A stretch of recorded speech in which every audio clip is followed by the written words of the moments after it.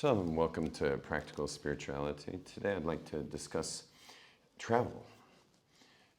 Our sages tell us that it's good to travel anytime you get a chance. Did I say our sages? I'm sorry, Rabbi Nachman says to travel anytime you get a chance. If someone offers you the chance to travel, don't be irresponsible. Like if you have appointments or a job, don't just jump in a plane or on a boat or in a car to the north. You can ask questions, sure. Where does it say that's a foreign concept? Oh, you never heard that? Yeah. I don't know where he says it, but now you got something to go find out. Yeah. So Rabbi Nachman says travel, and the reason why is because there's a certain amount of divine. There's a certain amount of divine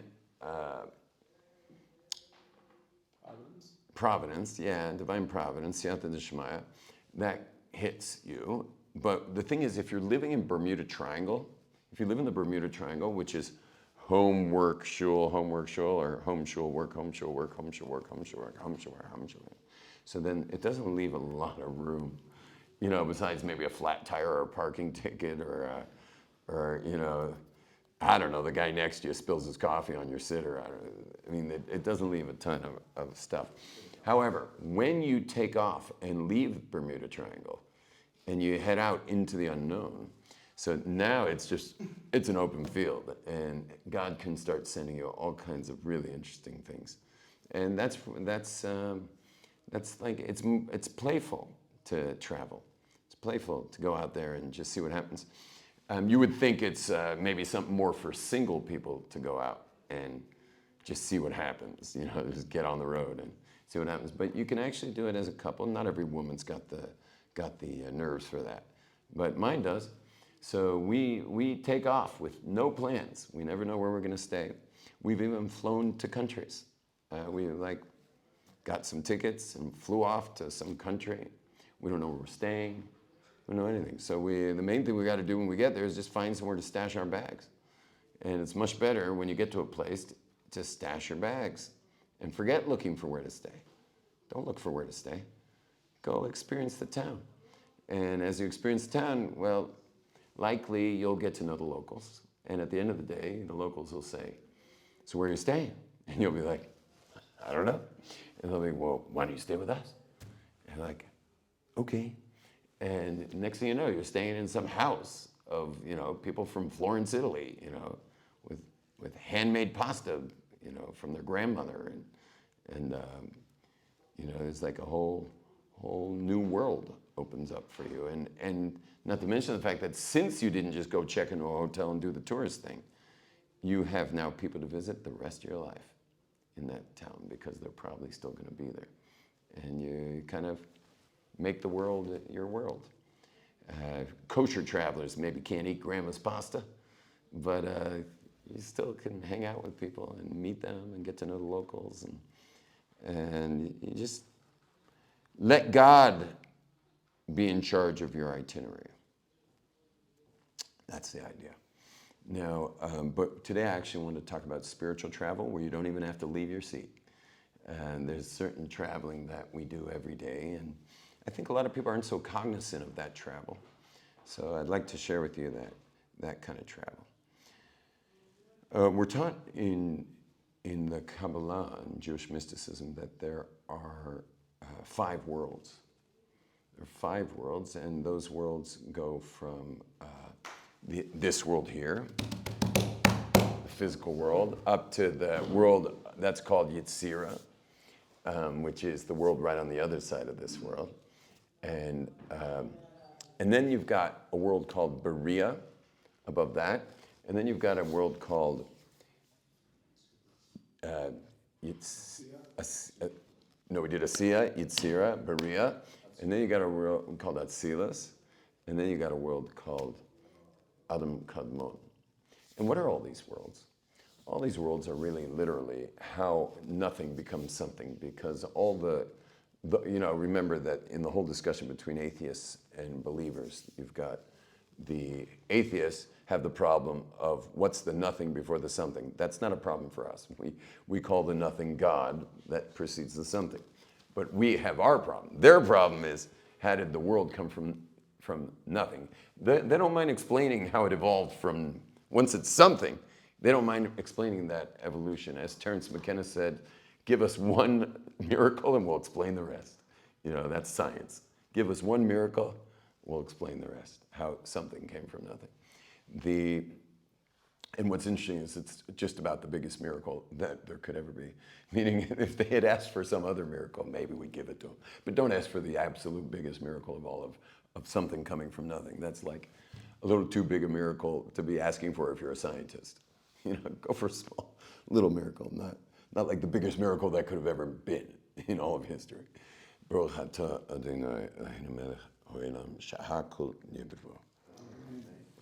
So their problem is, how did something come from nothing? We also got a problem. Our problem is how did one become many? How did one become many? Something that's it can't be more than one because it's nothing, right? If you multiply nothing by 30, what do you get? Nothing.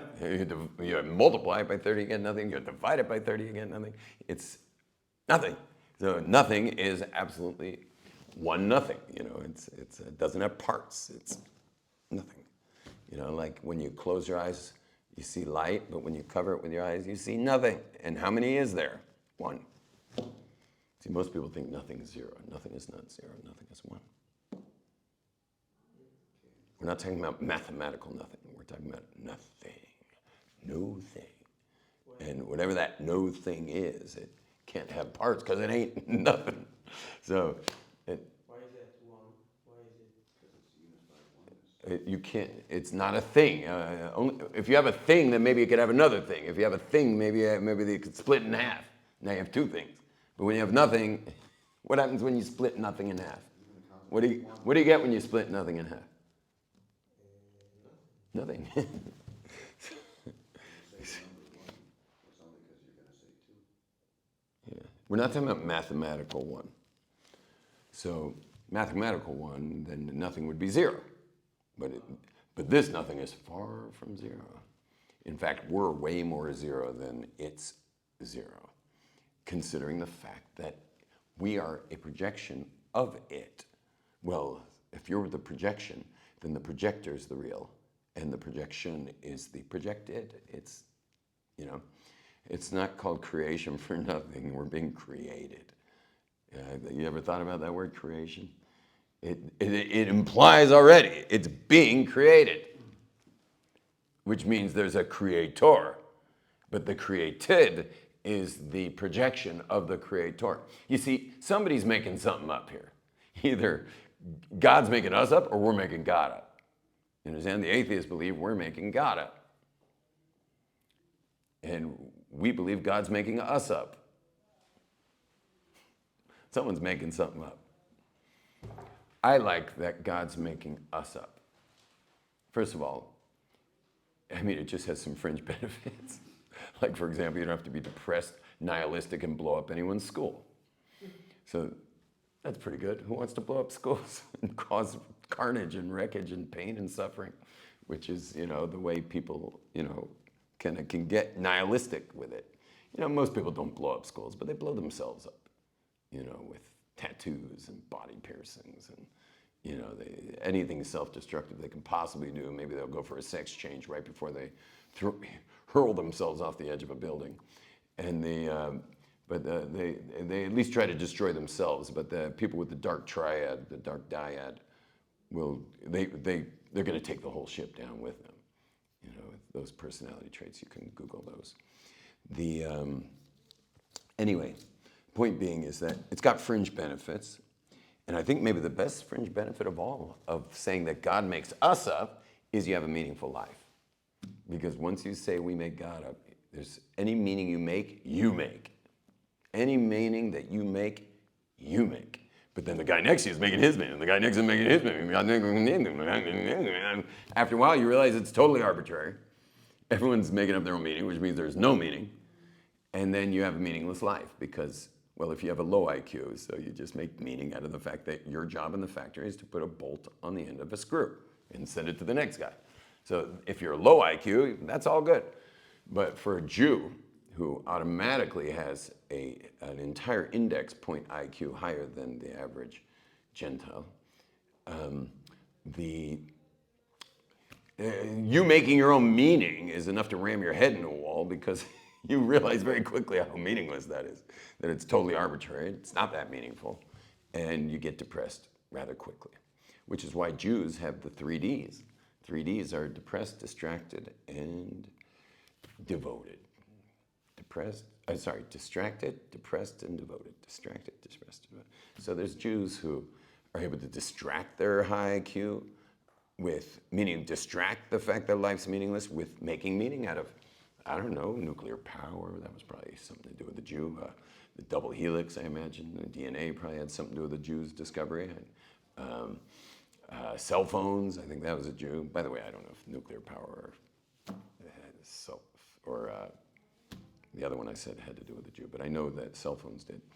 And you distract yourself, win a couple Nobel Prizes, and then you shoot yourself in the head. Why? Because how much can you distract yourself? After a while, you start to realize I'm just distracting myself, and you get depressed because the world's meaningless. And now you're living this depressed state of meaninglessness, and even the things. I myself remember dragging my feet across the beach to surf perfect waves. Meaning, my whole life, when the waves were that perfect, meaning you're crossing the beach, sometimes a long beach, sometimes you're crossing that beach, and you're looking at perfect, like steamy waves out there, like spray coming off the lip of the wave, and it's perfect. We are running so fast, like forget stretching, like we're not stretching. We are putting our leashes on our legs, and we are paddling out as fast as we can, and we're screaming the whole time. I remember getting to a point after 12 years of surfing 6 to 8 hours a day. I remember getting to the point that I was dragging myself across the beach. Didn't stop surfing, still went out there. My body just goes naturally to surf. I can't stop it. But I just couldn't get myself to even smile about it because it wasn't working anymore. It just wasn't working anymore.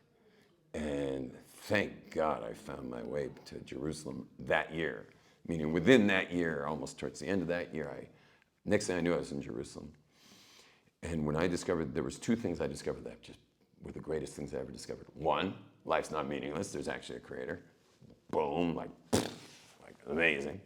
And made surfing a hell of a lot more fun, by the way, because guess who's sending the waves, And I just felt such gratitude out there. I never felt gratitude surfing. I had some amazing places I surfed. What a shame I thought there was no God, because there were places that, oh my gosh, if I could even describe them to you, you guys would just be like, I can't believe such a place exists on Earth. I'm talking about like Indonesian, little islands. A boat drops us off, comes back a few hours later. It's unbelievable. The water that you can like, see the fish swimming under you. And bright blue, aqua blue barrels were just sitting inside the tubes of 20-foot waves, and we're riding a quarter mile on that one wave, coming out of the tube and then roller coastering up and down all the way till you get to the jungle, and then just paddle back out and do it again. And just incredible things. And sadly, I was living a meaningless existence at the time. Would have been cool to know there was God. But what I wanted to say, why am I talking about all this surfing stuff? There was something I was going to say about this, the surfing, the meaning. Was the one amazing thing was finding out there was God, but the other thing that was so awesome that you guys could never, maybe some of you could understand. I think maybe you can understand. I don't know who could understand this, but something that was so awesome was finding out that there are rules that say you cannot do that. Finding out that you cannot do that, which might be as much as lighting a match on the Sabbath, or eating certain foods, or anything having to do with sexual licentiousness. To find out that you can't do that was like, whew, amazing. Like, thank you, letting me know that there's actually an area that's safe. There's an area that's safe in this world. Because if you're raised with no edge, if you're raised with no borders the way I was raised, atheist with no rules, So you never know where the boogeyman is. You don't know where the danger is. Part of why I was surfing bigger and bigger and bigger waves was I was looking for the edge. Someone showed me the edge and I just couldn't find it because apparently God was keeping me alive for some other purpose other than just being another guy sipping up the oxygen of this planet. He had other plans for me, apparently.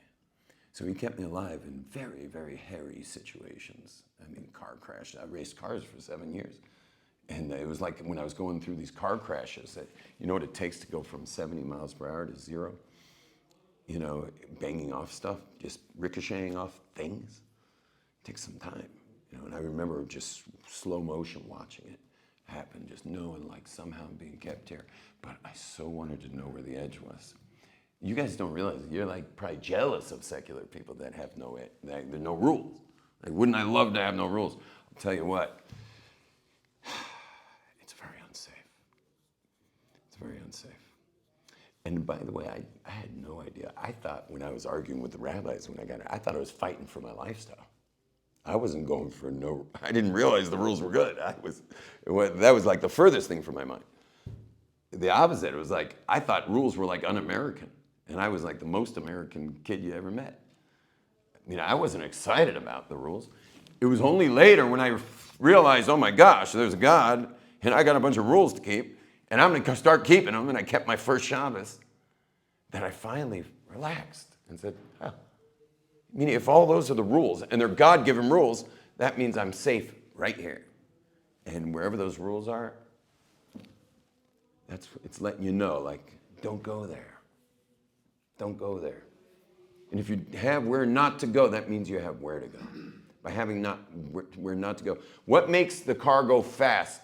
Okay, what makes the car go fast? All right, which pedal makes the car go fast? Accelerator. Which one is that? With the G. Which pedal? Don't give us fancy words, accelerator. Gas. The gas pedal, right? Is that the pedal that makes the car go fast? Wrong. It's the brakes. No one's touching that gas pedal if the brakes aren't working. It's the brakes that give the car the ability to go fast. It's in the restrictions that marriage is holy. It's in the restrictions that Shabbos is awesome.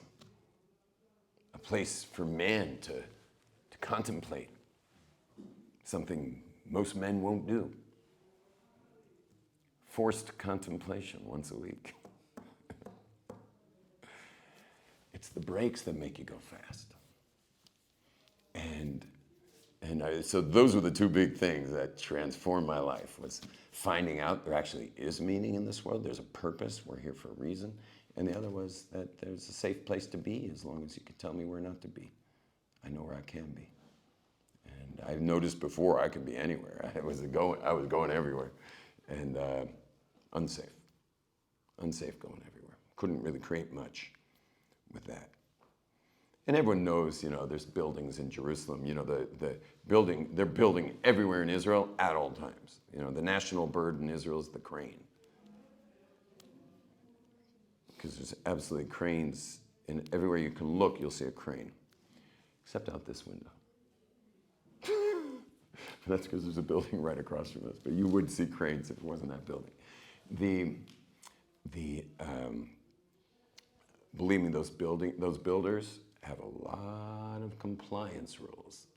A lot of compliance rules. And I personally would not want to be on the 20th floor of a building where the contractor was breaking the rules. You understand? And flights, a lot of rules on those flights. A lot of rules. For some reason, there's a lot of plane crashes lately. I feel like we keep hearing about plane crashes. Wasn't that a couple weeks ago, a couple of plane crashes? There's been like 3 in the last week. There were 2 in the last week. There's another one there's the... There were 2 just now. And then there was 3, 3 weeks ago. It was December, I think like December 23rd or something. Yeah, and what was that one? It was like 2 back-to-back, about 3 in it. All right. I don't know what's going on. Anyway, I'm sure it has something to do with DEI, Just ask Trump.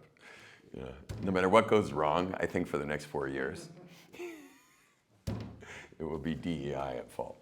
So, DEI. I have no idea what it stands for, but it's something to do with how you have to hire a black lesbian to be the mayor of Los Angeles or something.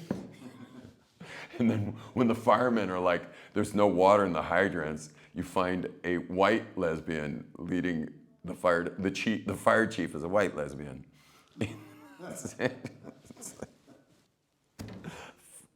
I mean, it's called fireman, not firewoman. Who ever heard of a firewoman? And the chief is a gay firewoman. The helicopter pilot apparently was a trans woman. No. Yeah. Are you kidding? Are you just making that up? I saw that. Down to woman. Did you hear that? You knew this? Yeah. No wonder Trump's freaking out. And the thing was 500 feet higher than it was supposed to be. Maybe she was also high. She was high, 500 feet high. She was for sure high. 500 feet high. You're freaking me out. Okay, let's get back to our class. I can't believe this class now needs to be edited. By the way, if you're a lesbian or black, I have nothing against black lesbians. Or either of them. White lesbian, black lesbian. Yeah. Do your thing, It's like it's a one generation decision. We will not be dealing with the ramifications of this generation's gay people. It's a one generation thing happening. Black is beautiful. Black's very beautiful. Hey, I'm named after Martin Luther King. Died 3 days before I was born. I'm the only Hasidic rabbi named after a black Southern Baptist minister. Yeah. So the deal is like this, is that someone's making something up. Either God's making us up or we're making God up. And I personally think that Occam's razor, you guys know Occam's razor? Occam's razor is philosophy, Greek philosophy. I don't know who Occam was, but his razor cuts sharp. And the Occam's razor is that the simplest explanation is usually the right one. It's a philosophical move, It's like Lahabdil. It's like the 13 ways of Rabbi Shmuel's 13 ways of understanding the Talmud. So Greeks have their own system, and one of them is called Occam's razor, which is the simplest explanation, is usually the best. And now I'm seeing Trump going for the simplest, turned out to be the best. So anyway, Occam's razor is... It's also so many Ravi similar. First things first, cancel out the Ra. Cancel out the Ra. So regarding Occam's razor, regarding the simplest explanation is that the world's being created by God is a simpler explanation than nothing making something. Meaning saying the world came out, you're basically saying the world created itself, which is ridiculous. No one's ever going to believe the world made itself.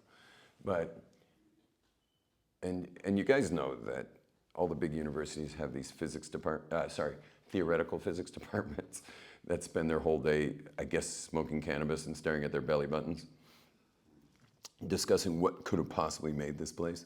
Because you can't say nothing made it unless you say it's God. God would be the Occam's razor. That would be the simple explanation. But the problem is if it's God, suddenly you have to deal with the guilt of what you might have done with your genitalia last weekend. Whereas if we could just say it's nothing, meaning, nothing, they can't say it's nothing, but if we say we just haven't discovered it yet, which is the famous, saying, we just haven't gotten there yet. By the way, whenever someone says I haven't gotten there yet in science, like cancer research, we haven't gotten there yet. You're allowed to say that if you've made progress. You're allowed to say we haven't gotten there yet if there's been some progress. Tell me, how much progress have they made in figuring out what the nothing is that made the something? How much progress have all the theoretical physicists, with our tax-paying dollar, with our tax money, how much progress? I'm asking you, if full progress means they discovered it and this is zero, how far along are they at this point?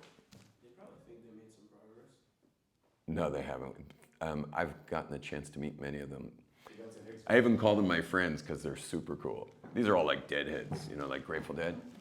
They're really cool guys. They got to the. To become a theoretical physicist, you're a bro. You probably play guitar, okay? And you're a crazy genius. And meaning all the best conversation you could ever have is with theoretical physicists. I suggest meeting one, by the way. They're a lot of fun. And I got to speak to the MIT's graduate physics department and discuss this with them. And they all agreed that they've gotten absolutely nowhere, but they're enjoying the grants and they enjoy the medical marijuana that they smoke while staring at their belly buttons, thinking about what could have possibly made this place other than God. And I call them, as many of you might have heard on my other podcasts and stuff, but I call them the high priests of the secular world.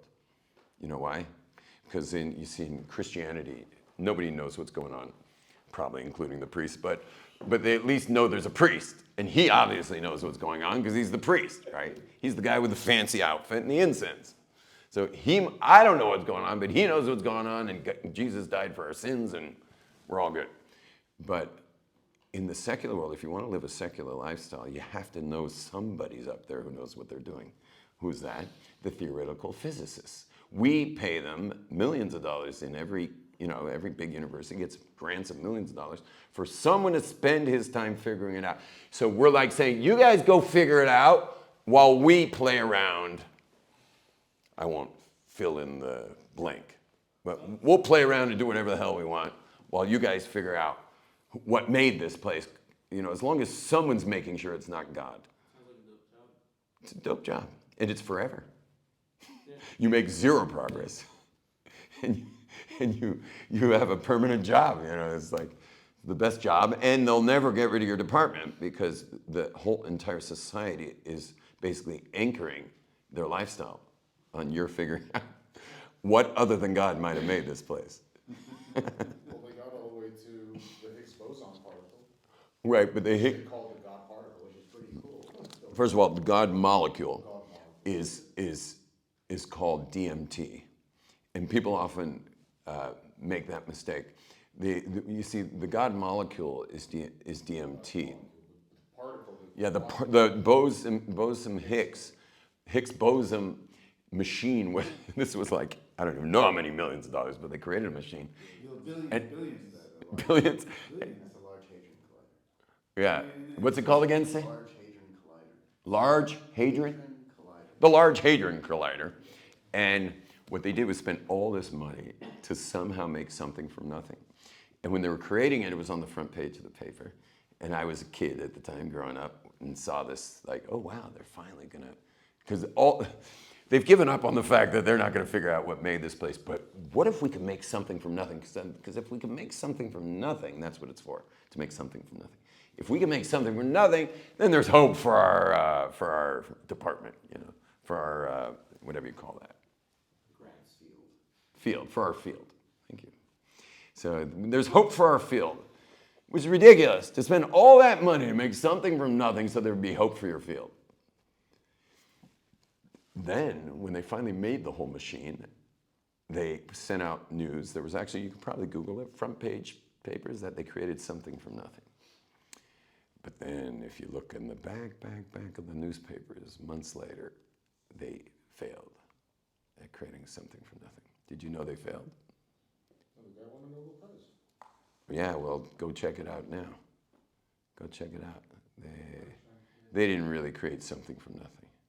It's not about creating something from nothing. It's about seeing how this particle is permeated through all of existence, including dark matter, including the nothingness. So it has. Oh, am I getting this all wrong? Possible. I thought it was the whole Higgs boson thing was to get something from nothing. No, it's. Am I thinking of something else? It's like the field of existence. It's like what all matter goes through. So, and that's what they call the God particle. On a quantum level, it's like what permeates absolutely everything, including nothing, including dark matter. Including dark matter. And So it's a pro-God Higgs boson. I thought Higgs boson was anti-God. no, I'm thinking of something else. Does anyone know what I'm talking about? They created a machine to try to make something from nothing. That's the same. That's the same thing. That's how it is. That's how that's how they discovered it. They pretty much smash two protons together real fast, or two electrons. Something. They smash two protons. They smash together, and they like specifically get it to split apart into its subatomic particles. So you get a bunch of like weird, differently charged quarks, Higgs bosons, and pretty much what happens is they figured out that not only like there's some weird stuff that happens with it. Like if they're like the scientists realize there's an article about it.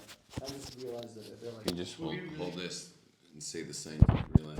All right, so they had a really weird thing. The scientists realized that if they held like Under your middle finger.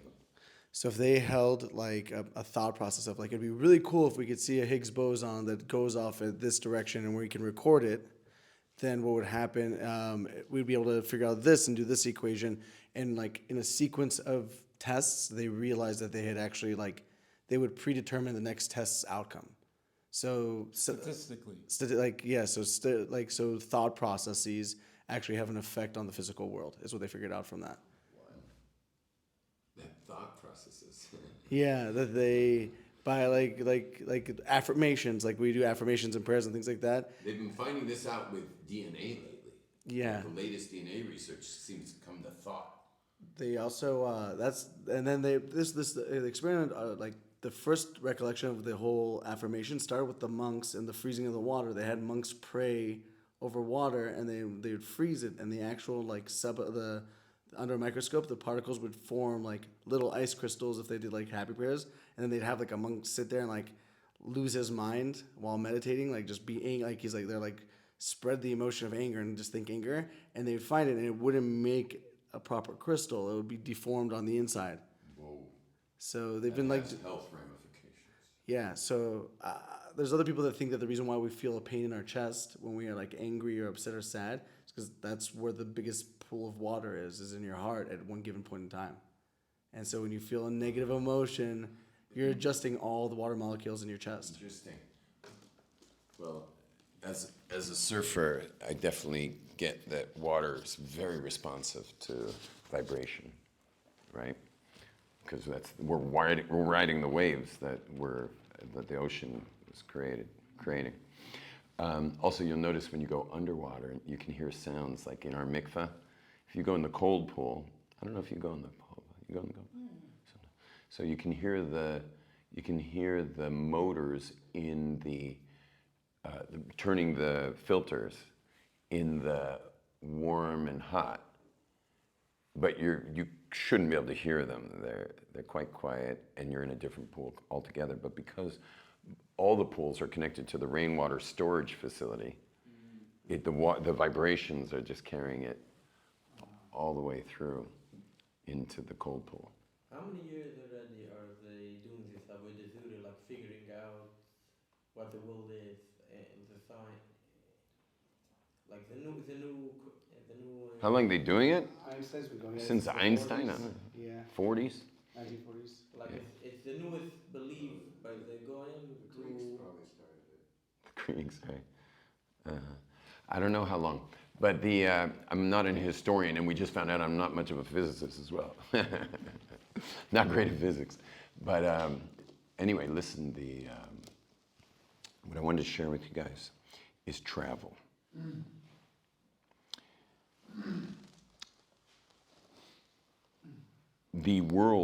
These 5 worlds are how one becomes many. As I said before, the problem for the atheists is how the world comes from nothing. With us, the problem is how does one become many? Because the only way we could be in this world is we have to have many. There has to be multiplicity. So how does that one become many? And the answer how one becomes many is that a light called the Or Ein Sof, a primordial light, that's not a physical light, but it's a light, nonetheless, shines into what's called a halal, which is a space. That's not even a space because there is no space because there's nothing.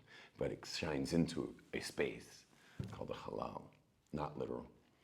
And in that halal, as it irradiates that halal. So there's contractions that cause that light to become contracted, so that it's not going to blow everything out of existence. You understand that anything God makes, he is. He's got a serious problem. How does one become many? Because whatever he makes, he is. How can God make something that's not him? And he's also, we're saying he's infinite, which means he can't stop and something else starts. Right? He can't stop and something else starts. Second you say that, well, he has an edge. He's no longer infinite. Certainly not. Well, now he's the number one instead of, that would be the Goyish definition. The Gentiles' definition is the belief in one God. There's one of him, he ends, and we begin. But Judaism, nowhere in the Torah does it say there's one God. The Torah always says that God is one. He's an indivisible oneness. Echad, yochid, umyuchad. Absolute oneness, undifferentiated oneness. It's not that there's one of them. It happens to be there's one of them because he's all there is. Of course there's one of them. But he is one. And so, in order to create other, he has to have this infinite light that he irradiates the halal with, the space with, which is not, again, a literal space. You're not allowed to think about God creating a space outside of him, because that's already, you understand, that's blasphemy. To have the thought that God irradiates, he brings light into a space, having an idea of a space is already blasphemy. And that's what the Balatanya was very critical of some of his opposers, who took this whole discussion literally. And anyway. That's why he's the makom? Yeah, that's the word makom. One of the names of God is space itself, which is really cool. And guess what? Our world, how do you say world in Hebrew? Olam. Olam. And what's the root of the word olam? Ayin, lamed, mem. And what's the word for hidden? Ne'elam. And what's the root of the word hidden? Ayin, lamed, mem. The same exact word for world is the same exact word for hidden. Why? Because the only way there could be a world is if God's hiding himself, so to speak, filtering out his light, enough so that there can be an actual world. But how cool is that? And while the atheists are all freaked out about figuring out the problem of how there can be a world, Judaism, just in the one word world, answers the question. Think how simple that is. Like, leave it, that's Occam's razor. That's Mama's Occam's razor. You understand? Like, the whole issue, they're trying to figure out what made this place. When Hebrew, the word for world is the word for hidden. Why? Because you can only have a world if he hides himself in that world. And it turns out that you can travel inside those worlds. You can actually travel the worlds. And not only can you, but you are right now traveling those worlds. Because you have 5 levels of your soul, just like there's 5 worlds. And each level of your soul is in one of those worlds right now. A good reason to be careful down here.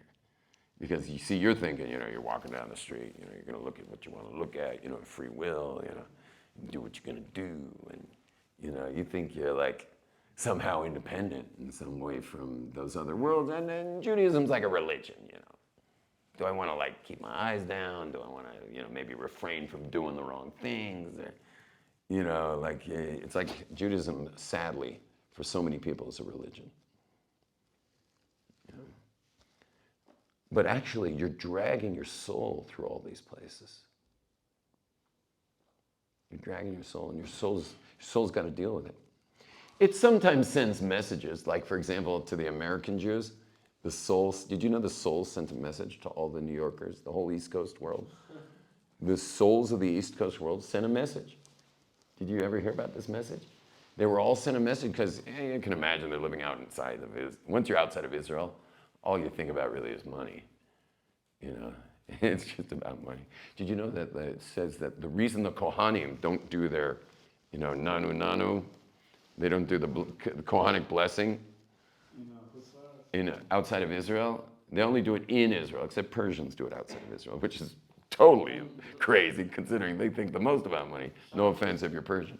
But Shabbos, no? Are they doing Shabbos or Yom Tov? Persians do it every day. Yeah, but Outside of Israel, only on Yom Tov, on Yom Tov. like Rosh Hashanah. So the reason why it says that there's no Birkas Kohanim in Chutz La'aretz is because the Kohen, instead of thinking about the blessing, will be thinking about money. That's what it Yeah. We're thinking about money, which is like, what? So maybe they shouldn't pray either, 'cause when they're finally blessing the people, like that's what they're thinking about. They're thinking about money. So because they'll be thinking about money, whereas the Kohanim in Israel are actually thinking about the blessing and not the money, so they bless the people every day here. And apparently Shabbos isn't enough out there. They need it to be one of the big holidays to. So maybe the Jews in Persia, maybe they're still in Eretz Israel. The Jews in Persia? Yeah, that they do the blessing every day. Yeah. Maybe they're still in Eretz They're like Bechinas Eretz Yisrael, maybe. So anyway, what I wanted to say about all this is that how do we get to, why are we talking about money all of a sudden? Oh, the Jews in the East Coast got a message from their soul. You know what it said? Amazing. It said, stop washing on bread during the week. Yeah, stop washing on bread during the week. Which means you're kind of stuck if you like bagels and pizza and every other sandwiches. What are you going to do? Yeah, so they figured out that if you have a certain amount of juice to sweeten the dough, then you don't have to wash, and you don't make hamotzi. You just make mazonos, and you have the short blessing afterwards, alamichem. So you're off the hook. And why did their souls say this? And the reason their souls said this was because one of the holiest things in all of Judaism is something called Birkas Hamazon, the blessing after a meal. It's pretty long, too. It's a whole kind of prayer service. It's got 5 parts. 3 parts are Torah law, 1 part's rabbinic law, and then the 5th part is just pray, meaning asking God for blessing and stuff. Isn't that where all prosperity comes from? Our prosperity Look, isn't that where Parnassah comes from? from there, I think it does have a big impact on Parnassah. Wouldn't they want to say? Well, I think the problem is you can have the opposite happen if you're not concentrating. So, meaning the opposite of livelihood could happen if you're saying it without. Yeah. So guess what? I was once learning with my Rebbe, a great Kabbalist. He's a very secret man, and I was learning with him. We had a project. We were going to go through the entire Jewish prayer book, from Modani, all the way through Hallel, meaning through Rosh Chodesh, the whole siddur. And it took us, just to get through Shachris, took us 2 years. And we were spending several hours a week on this. It took us 2 years to get done. So the whole chabura was a chabura of men, like a group of men. And we were like, when we got done with Shachris, we were like, whoa, that was a trip. And it's all about travel, by the way. Shachris is all about travel. So you got Korbanos as Asiya, Psukkah de Zimra's Yitzira, the saying of the blessings and the Shema are Beria, the Shemona Esrei is Atzilus. I was going to give a share on this today, but we got sidetracked a little bit. It was we. You're like, who's we, Rabbi? That was you that got sidetracked. And anyway, but you'll notice that Kaddish is right. Le'olam u'le'me'al maya. Yehi shmei Rabba mevorach le'olam u'le'me'al maya. Le'olam u'le'me'al maya. It's the elevator that takes you from Asiya of Korbanos up to Psukkah de Zimra, another one up to Beria, and then there's not another Kaddish because then you just kiss off into Shemona Esrei. I'll explain that another day. So, and then you come back down the other way with Le'olam u'le'me'al maya.